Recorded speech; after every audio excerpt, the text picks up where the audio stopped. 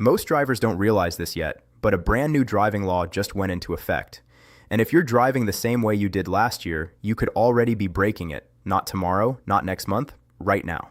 People are getting pulled over, fined hundreds of dollars, and in some cases even facing arrest, all because of rules that quietly changed without any real warning.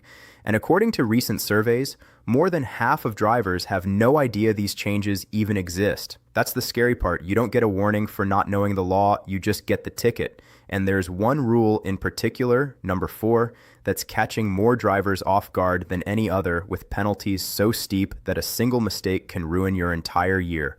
Stay with me because missing this could cost you instantly. As we rolled into 2026, 10 major driving laws changed across the country. Some of them are federal, some are state level, but every single one affects how you're expected to drive starting right now. And what makes the situation dangerous is how quietly it all happened. There were no breaking news alerts, no letters in the mail, no clear announcements warning drivers that enforcement was about to begin. Meanwhile, police departments didn't wait. They're already enforcing these rules during routine traffic stops, and drivers are finding out the hard way that I didn't know doesn't get you out of a citation. If you're still driving like it's 2025, you might be setting yourself up for a very expensive surprise the next time you see flashing lights behind you. So, in this video, I'm going to walk you through exactly what changed, one law at a time in plain language, so you know what to avoid, what to adjust, and how to protect yourself before you get pulled over. Hi, I'm Sophia. I spend hours digging through legal updates and enforcement changes, so you don't have to learn about them the hard way on the side of the road. And the first law we need to talk about is already one of the most expensive mistakes drivers are making in 2026 because it applies nationwide and there's zero wiggle room. Starting January 2026, a new federal distracted driving standard went into effect, and it completely changes how phone use is treated behind the wheel. Here's the rule, plain and simple. If a police officer sees you holding your phone while your vehicle is in motion, that's an automatic violation. It does not matter if you're stopped at a red light. It does not matter if traffic is crawling. It does not matter if you're just checking directions for 1 second. If the car is on, you're in the driver's seat, and the phone is in your hand, you're breaking federal law. The first offense starts at a $250 fine. The second offense doubles, and every violation adds points to your license, which means your insurance company will absolutely notice. For many drivers, the insurance increase ends up costing more than the ticket itself. Now, a lot of people think they found a loophole by putting the phone on speaker and holding it near their face. That does not count as hands-free. The law is very clear. Hands-free means the device must be mounted or integrated into your vehicle's system. If it's in your hand at all, it's considered handheld use. Voice commands, dashboard mounts, and built-in car systems are allowed. Everything else is not. This is why you're seeing so many drivers getting pulled over and arguing on the roadside only to leave with a citation anyway. The fix is simple and cheap. A phone mount and voice controls will cost you far less than one ticket, not to mention the long-term insurance hit. And if you want to stay ahead of changes like this, instead of finding out when it's too late, make sure you're subscribed, because this is just the first one. And the next laws get even more confusing. The second law is already causing confusion on highways, and a lot of drivers are getting ticketed because they only half understand it. In 2026, more than 20 states rolled out a new right lane usage rule on multi-lane highways, and it changes how you're supposed to position your car during peak traffic hours. On highways with 3 or more lanes, the far right lane is now designated primarily for through traffic, only during rush hours. That means if you're not planning to exit within the next couple of miles, you're expected to move out of the right lane and use the center or left lanes instead. The goal is to keep the right lane clear so drivers can merge more smoothly and traffic doesn't bottleneck at on-ramps. Where people are getting tripped up is assuming this rule applies all day long. In most states, it doesn't. It usually only applies during defined morning and evening rush hours, and those times vary depending on where you live. Outside of those hours, the right lane works the same way it always has. The problem is that officers are enforcing this aggressively during peak times, and fines typically range from $150 to $300. So, if you're cruising in the right lane during rush hour with no exit coming up, you might be breaking the law without realizing it. This is one of those rules where checking your state's exact language can save you a completely avoidable ticket. The third law is actually one that can work in your favor, but only if you know how to use it. Speed cameras have been spreading everywhere, and a lot of drivers feel like they exist more for revenue than safety. In response, several states passed new laws in 2026 requiring clear advanced warning before you enter a speed camera zone. In most places, that means visible signage at least 500 FT before the camera. If you receive a speed camera ticket and there was no warning sign, or if that sign was blocked by trees, construction, or poor placement, you may be able to challenge the ticket and get it dismissed. And this isn't theoretical. Drivers are winning these cases. If a ticket shows up in your mailbox, go back to the location if possible and document everything. Take photos, look for signage. If it's missing or obscured, file a contest with your local traffic court. Courts are taking these challenges seriously because the intent of the law is safety, not surprise penalties. And in just the first months of 2026, hundreds of tickets have already been thrown out because cities failed to update their signage in time. Now, because the next law is the one catching the most people completely off guard, don't go anywhere. Number 4 is where drivers are making the most expensive mistake of all. Before we move on, let me ask you something real quick. Are you still driving the same way you always have when an ambulance or fire truck comes up behind you? Because if you are, this next law is exactly how drivers are getting nailed with massive fines without understanding what they did wrong. This is the rule that most people miss. This is the one that officers are watching for. And this is the one that turns what feels like a polite gesture into a $500 mistake if you do it incorrectly. Here's what changed in 2026. The emergency vehicle yielding law didn't just get stricter, it got specific. In the past, the rule was simple. Pull over and let emergency vehicles pass. Now there's a mandatory procedure, and if you don't follow it step by step, you're in violation. When you see or hear an emergency vehicle approaching from behind with lights or sirens, you must move to the right side of the road and come to a complete stop. Not slow down, not roll forward. Stop completely. And here's the part almost everyone gets wrong. You are required to remain stopped until that emergency vehicle has fully passed you and is at least 200 feet ahead before you start moving again. Most drivers instinctively begin driving as soon as the ambulance or fire truck clears their bumper. That is now illegal.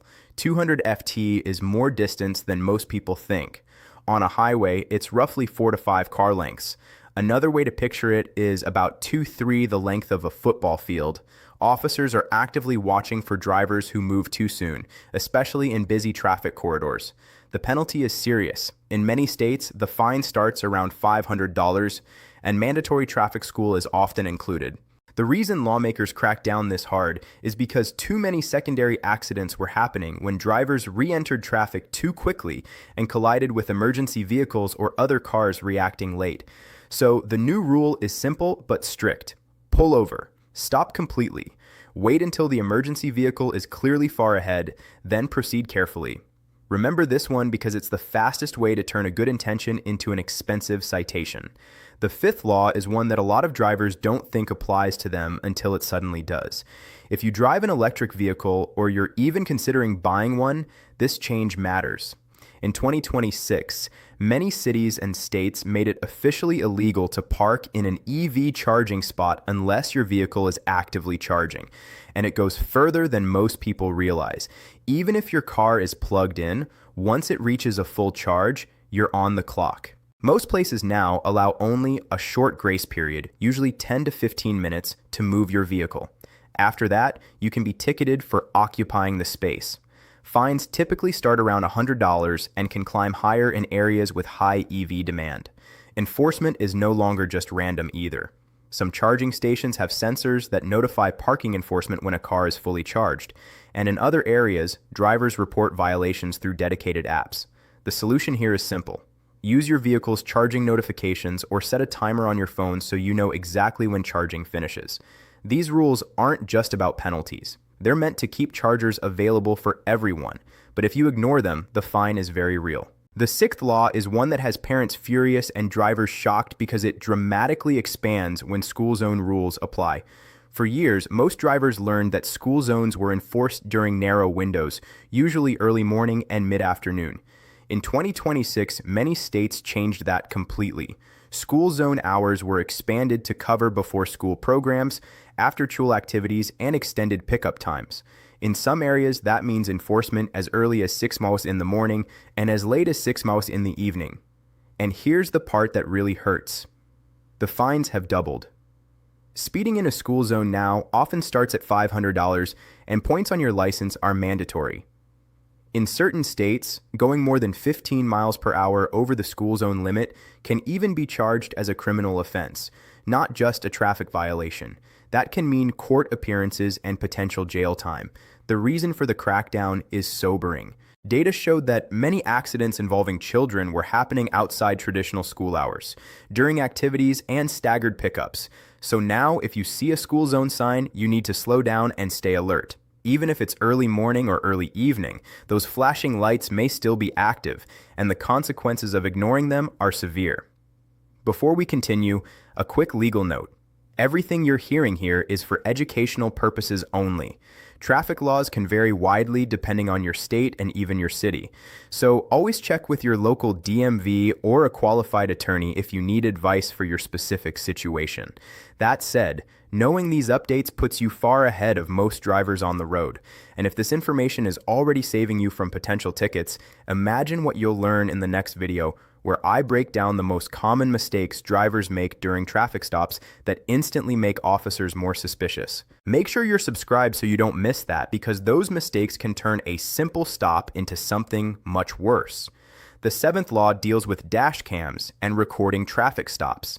And this one has changed in ways that actually benefit drivers, but only if you understand the limits. In 2026, several states passed laws that clearly allow drivers to record their interactions with police using dash cams or other recording devices. That means you generally cannot be penalized just for recording a traffic stop in your own vehicle. Dash cam footage can be extremely valuable if you need to defend yourself in traffic court or challenge a citation. However, where drivers get into trouble is what they do with that footage afterward. In many states, posting dash cam video online without blurring the faces and license plates of other people can violate privacy laws. If you share footage publicly without consent, you could face civil lawsuits that cost far more than any traffic ticket. The safest approach is to use dash cam recordings for legal protection, not social media content. If you're unsure, check your state's specific rules on recording and sharing. A dash cam can be one of your best defenses, but only if you use it responsibly. The eighth law is one of the most controversial changes of 2026, and it's putting a lot of drivers at risk without them realizing it. As more states legalized cannabis, lawmakers moved quickly to tighten DUI enforcement around it. Several states have now adopted what are called per se THC limits, similar to the 0.08 blood alcohol limit for alcohol. In practical terms, that means if you're pulled over and a blood test shows THC above a specific threshold, often around 5 nanogs per milliliter, you can be charged with DUI automatically. And here's the problem. Unlike alcohol, THC stays in your system long after the effects wear off. You could feel completely sober, drive perfectly, and still test over the legal limit days after using cannabis. While some states allow drivers to challenge these charges by arguing lack of impairment, it's difficult, expensive, and far from guaranteed. The safest advice is simple but frustrating. If you use cannabis, even legally, avoid driving for at least 24 hours. And if you're a frequent user, understand that you may test positive even when you're not impaired at all. It may not feel fair, but it's how these laws are currently written, and drivers are learning that the hard way. The ninth law is especially important if you're a parent or a teen driver watching this yourself. In 2026, several states extended restrictions on teen drivers, even after they receive a full license. In many places, drivers under 18 are now subject to mandatory nighttime curfews, typically between 11 at night and 5 p.m. in the morning. There are exceptions for work, school events, and family emergencies, but teens are often required to carry proof of where they're going. If they're pulled over during curfew hours without a valid reason, the ticket usually goes to the parents, and first offenses can easily exceed $300. Passenger restrictions have also tightened. Some states now limit teen drivers to one non-family passenger under 21, even if they've been licensed for more than a year. These rules exist because crash data consistently shows that serious teen accidents happen late at night and with multiple passengers in the car. So, if you're a parent, it's critical to talk through these rules with your teen. And if you're a teen driver, understand that these restrictions aren't about punishment. They're about keeping you alive during the riskiest driving years. The 10th and final law affects far more drivers than most people realize, even if you've never sat in a self-driving car. In 2026, multiple states passed new regulations that clarify who is legally responsible when an autonomous vehicle is involved in a crash. The big shift is this. If you're hit by a self-driving vehicle that was operating in full autonomous mode, liability now generally falls on the company that developed the autonomous system, not the person sitting behind the wheel. That's a major change. But there's an important catch. This protection only applies if the vehicle was truly in full autonomous mode at the time of the accident. If the system issued warnings that were ignored, or if the human driver had any level of control, responsibility can shift right back to the driver. That's why documentation matters more than ever. If you're involved in an accident with an autonomous vehicle, you need to gather as much information as possible at the scene. Get a police report. Determine whether the vehicle was in autonomous mode. If you can, request data logs or system status information. This is still new legal territory, and insurance companies are figuring it out as they go. The more evidence you have, the better protected you'll be. So, here's what you need to remember. 10 major driving laws changed in 2026, and most drivers still have no idea. From the federal handheld device ban to the expanded school zone rules, these aren't suggestions. They're laws that are already being enforced. And number 4, that emergency vehicle yielding rule is the one catching the most people completely off guard. Stop completely. Wait until the emergency vehicle is at least 200 feet ahead, and only then move again. I spent hours researching these changes, so you don't have to learn about them through a ticket or worse. The best way to protect yourself is to stay informed because more updates are coming throughout 2026. Subscribe, turn on notifications, and make sure you're always driving legally and safely. Thanks for watching, and I'll see you in the next video where I break down exactly what to say and what not to say when you get pulled.